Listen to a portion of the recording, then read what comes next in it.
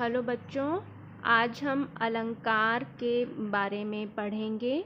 इस भाग में हम पढ़ेंगे कि अलंकार क्या होते हैं और अलंकार के कितने भेद हैं, जिसमें हम शब्द अलंकार और अर्थ अलंकार के बारे में पढ़ेंगे।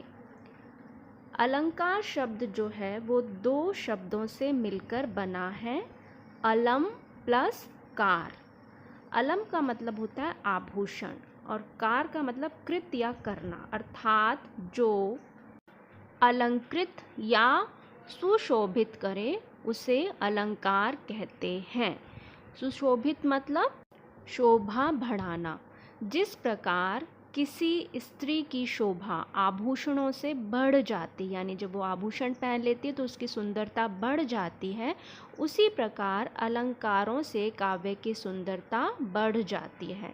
इस प्रकार काव्य की शोभा बढ़ाने वाले तत्व अलंकार कहे जाते हैं।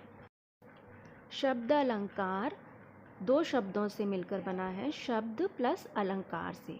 तो वो अलंकार जिनमें शब्दों की वजह से चमत्कार उत्पन्न होता है उन्हें हम शब्द अलंकार कहते हैं। और अगर हम उस शब्द की जगह उसका कोई समान अर्थ वाला शब्द रख दें तो वो चमत्कार जो है कायम रहता है, उसमें कोई बदलाव नहीं आता। शब्द अलंकार जो है वो तीन हैं।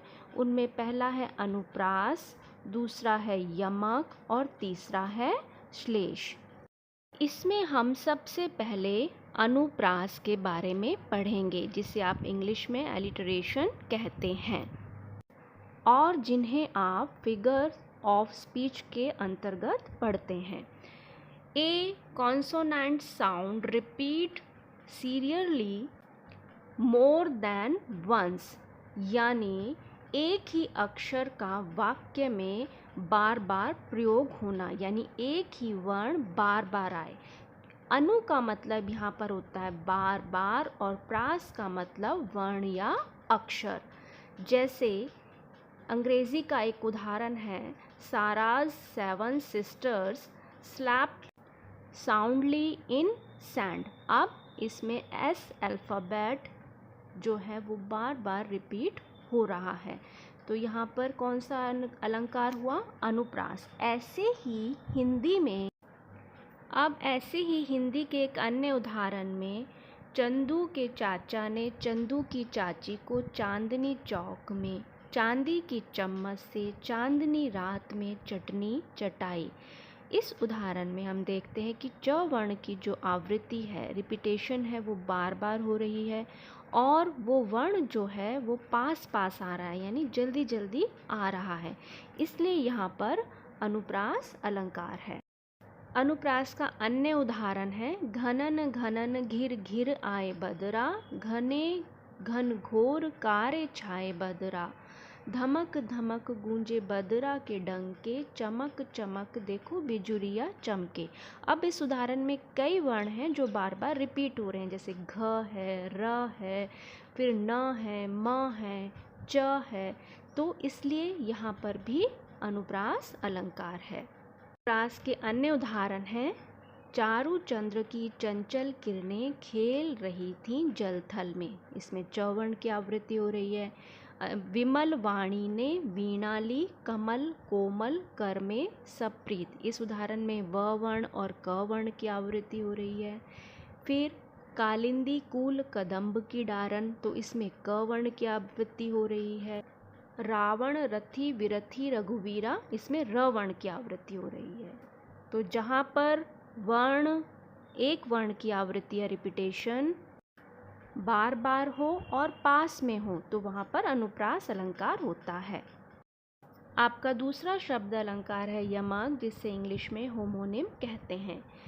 When same word or sound repeats more than once but each time its meaning is different, यानी जहाँ एक ही शब्द एक से अधिक बार प्रयुक्त हो, मतलब शब्द रिपीट हो। जैसे अनुप्रास में वर्ण रिपीट हो रहा था, जो यमक अलंकार है उसमें शब्द रिपीट हो, और हर बार उसका अर्थ भी अलग अलग हो तो वहाँ पर यमक अलंकार होता है। जैसे अंग्रेज़ी में शब्द है बैंड और बैंड, तो यहाँ पर जो बैंड है वो तो है गाने बजाने वालों का एक ग्रुप, और बैंड का मतलब है रोक लगा देना। तो ये साउंड तो एक ही कर रहे हैं, लेकिन इनका अर्थ जो है वो अलग अलग आ रहा है। इसी तरह से हिंदी में उदाहरण है, जैसे सजना है मुझे सजना के लिए। अब यहाँ सजना शब्द का 2 बार प्रयोग हुआ है और दोनों बार इसका अर्थ जो है अलग है। एक बार है संवरना या तैयार होना और दूसरा प्रिय। यमक के अन्य उदाहरण में 3 बेर खाती थी वो 3 बेर खाती थी।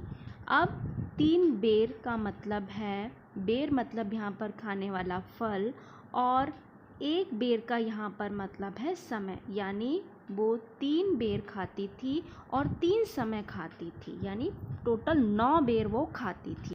यानी बेर शब्द अधिक बार आया है और उसका अर्थ भी अलग अलग आ रहा है। एक अन्य उदाहरण में कनक कनक ते 100 गुनी मादक ता अधिकाय वा खाए बौराए नर वा पाए बौराए। अब कनक शब्द का रिपीटेशन हो रही है और यहाँ पर हर बार कनक शब्द का जो अर्थ है वो अलग अलग है। तो एक बार है यहाँ पर कनक मतलब सोना या स्वर्ण, और दूसरी बार है कनक मतलब धतूरा, एक जो फल होता है जिसको खाने से नशा हो जाता है। तो कवि कह रहा है कि कनक कनकते 100 गुनी, यानी जो सोना है, स्वर्ण है, यानी धन संपत्ति से मतलब है। अगर किसी के पास धन संपत्ति होती है तो उसको पा लेने से, पैसा आ जाने से व्यक्ति के अंदर जो है उसके अंदर ज़्यादा नशा हो जाता है। किस चीज़ का नशा हो जाता है? अहंकार का नशा हो जाता है। वो नशा जो है धतूरा खाने वाले नशे से भी ज़्यादा खतरनाक है, क्योंकि धतूरे को तो खाने के बाद नशा होता है, लेकिन धन संपत्ति या सोने जैसा जो को पा लेने के बाद ही, यानी धन संपत्ति आ जाने के बाद ही व्यक्ति अहंकार के नशे में आ जाता है। आपका तीसरा शब्द अलंकार है श्लेष, जिसे आप इंग्लिश में पन बोलते हो। A word is used once but it gives more than one meaning, यानी ऐसे शब्दों का प्रयोग जिनसे एक से अधिक अर्थ निकलते हों। जैसे आप ग्रामर में जो अनेकार्थी शब्द पढ़ते हैं तो वो शब्द एक होता है लेकिन उसके अनेक अर्थ होते हैं। तो ऐसे शब्दों का प्रयोग जब कविता में होता है तो वहाँ पर श्लेष अलंकार होता है। जैसे अंग्रेज़ी में उदाहरण है, we all have a right and left brain, in the left nothing is right and in the right nothing is left. अब इसका मतलब है कि हम सभी एक राइट और लेफ्ट यानी दायां और बायां दिमाग रखते हैं। इन द लेफ्ट यानी लेफ्ट साइड जो है, नथिंग इज़ राइट, जो लेफ्ट साइड का दिमाग है वहाँ पर कुछ भी सही नहीं है। एंड इन द राइट, और राइट साइड में नथिंग इज़ लेफ्ट, कुछ भी बचा नहीं है। अब इन लाइंस में राइट का मतलब दायां और सही, और लेफ्ट का मतलब बायां और बचा यानी शेष, ये 2 अर्थ निकल रहे हैं। शब्द एक है लेकिन अर्थ 2 निकल रहे हैं, तो यहाँ पर श्लेष अलंकार है। हिंदी में इसका उदाहरण है, मधुबन की छाती को देखो सूखी इसकी कितनी कलियाँ। इन पंक्तियों में जो कली है उसके 2 अर्थ हैं, एक तो फूलों की कलियाँ और दूसरा छोटे जो नन्हे बच्चे हैं उनके लिए कली शब्द का प्रयोग हुआ है। और यहाँ पर ऐसे बच्चों की ओर संकेत है जिन्होंने अपना बचपन खो दिया है, यानी जो बाल मजदूरी में लगे हुए हैं, जिन्होंने बचपन क्या होता है ये जाना ही नहीं। एक अन्य उदाहरण में, रात कली एक ख्वाब में आई और गले का हार हुई। अब यहाँ पर कली का मतलब फूल की कली और दूसरा अर्थ उसकी प्रेमिका से है। अन्य उदाहरण में, चरण धरत चिंता करत चितवत चहुँ ओर सुबरन को ढूंढत फिरत कवि, व्यभिचारी, चोर। अब यहाँ पर सुवर्ण अर्थ के 3 मीनिंग निकलते हैं। और चरण का मतलब होता है पैर। दूसरा, पंक्ति या लाइन या पद जो कवि लिखना स्टार्ट करता है। तो चरण धरत चिंता करत, जब कवि जो है चरण या पंक्ति लिखने लगता है तो वो चिंता करता है किसके बारे में?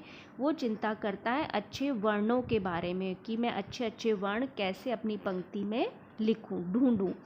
वहीं जो व्यभिचारी होता है, व्यभिचारी वो व्यक्ति होते हैं जो जिनको हम कैरेक्टर लेस या चरित्रहीन बोल सकते हैं। तो उनकी नज़र जो है हमेशा अच्छे वर्ण वाली स्त्री को तलाशती रहती है। वहीं चोर जो है वो घर में जब चरण या पैर रखता है तो वो किसकी खोज करता है, किसकी चिंता करता है? सोने की, कि जो सोना है या धन है वो कहाँ पर रखा हुआ है। तो यहाँ पर जो है सुवर्ण अर्थ के 3 व्यक्तियों के संदर्भ में अलग अलग अर्थ हैं। कवि के अर्थ संदर्भ में उसका अर्थ है अच्छे वर्ण या अक्षर। व्यभिचारी के संदर्भ में उसका मीनिंग निकलता है सुंदर वर्ण की, सुंदर रंग की स्त्री। और चोर के लिए सुवर्ण का यहाँ पर अर्थ है स्वर्ण या सोना। तो इस तरह से एक शब्द लेकिन उसके अनेक अर्थ निकल रहे हैं। तो यहाँ पर कौन सा अलंकार होगा? श्लेष अलंकार। श्लेष शब्द का जो अर्थ होता है वो होता है चिपकना, यानी रूढ़ हो जाना। किसी के संदर्भ में, किसी विशेष के संदर्भ में एक शब्द जो है वो रूढ़ हो जाता है, फिक्स हो जाता है, इसलिए वहाँ पर श्लेष अलंकार होता है। तो हमने आज पढ़ा शब्द अलंकारों के बारे में, जिसमें हमने पढ़ा अनुप्रास, जिसमें वर्ण की आवृत्ति या रिपीटेशन होती है। यमक अलंकार, जिसमें शब्द रिपीट होता है और उस रिपीटेड शब्द के अलग अलग अर्थ होते हैं। और श्लेष अलंकार, जिसमें शब्द एक होता है लेकिन उसके अनेक अर्थ निकलते हैं।